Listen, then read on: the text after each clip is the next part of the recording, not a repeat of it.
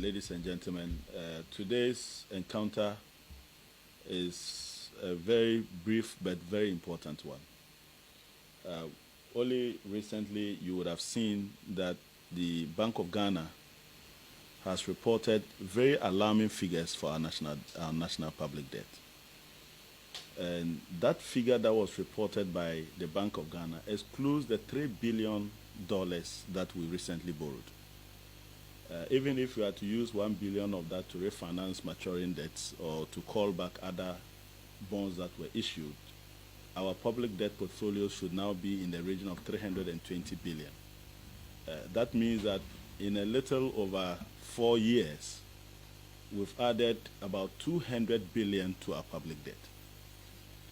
It is becoming very clear that the phenomenal growth in our public debt is influenced largely by some people at the Ministry of Finance who have made borrowing their private business, because they benefit directly through their companies when Ghana borrows. So we are no longer having to borrow because Ghana needs it, but we have to borrow because their businesses need that money in order for them to be rich. Only recently you would have noticed that the Bank of Ghana released a notice of the companies that have been contracted to be the book runners or the transaction advisors to the Ministry of Finance. One would think that those companies were contracted by Bank of Ghana. No. They were contracted by the Ministry of Finance. And so Ken Ofori-Atta, as the Minister for Finance, and Charles Adu Boahen, who until recently, when the Minister for Finance returned from his sick leave, was the President's representative at the Ministry of Finance and has been nominated as a Minister of State at the office of the Ministry of Finance, has his company as one of the transaction advisors. Black Star Brokerage is a company owned by Charles Adu Boahen.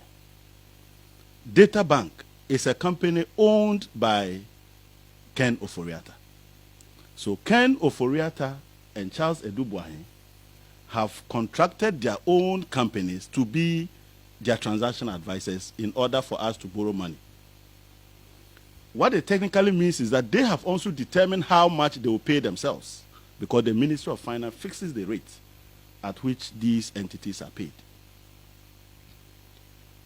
I've never seen anywhere in the world where people can treat a country with such impunity, that you take your own company, contract your own company, make him your transaction advisor, determine how much you pay yourself at the expense of everybody else. And let me give you a few numbers. If you take the last couple of years, 4 years, our public debt grew by an addition of about 200 billion. That 200 billion, we also refinanced close to 70 billion of the loan of the loan portfolio that the NDC left in 2016. That's 70 billion Ghana cedis out of the 120 billion was refinanced. That means in total, government borrowing program over the last 4 years additionally has been almost 270 billion. Granted that this 270 billion Ghana cedis, about 10 billion of that is in short-term treasury bills, which are not bonds that these companies would have to book run.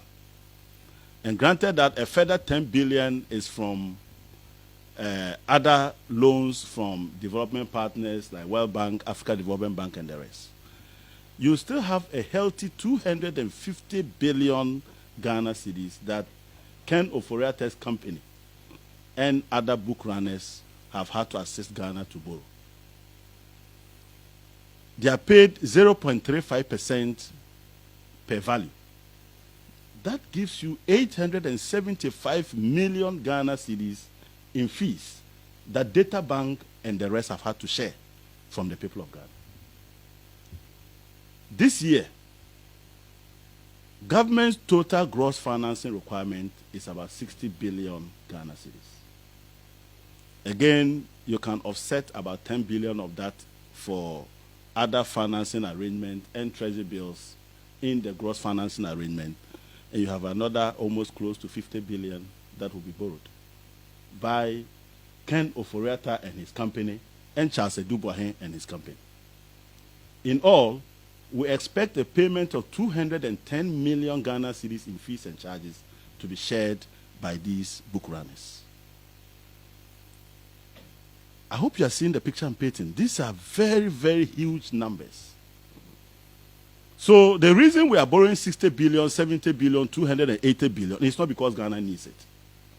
It's because some people need the money. Ken Ofori-Atta and Charles Adu Boahen need that money through the fees they get from their companies. I am calling on them as a matter of conscience to withdraw those companies immediately. And for Charles Adu Boahen, who is due for vetting tomorrow, to do the honorable thing and withdraw Black Star Brokerage before tomorrow. I want to assure them that this particular activity, I will not relent on it. I'm going to the extent of petitioning the IMF, the World Bank.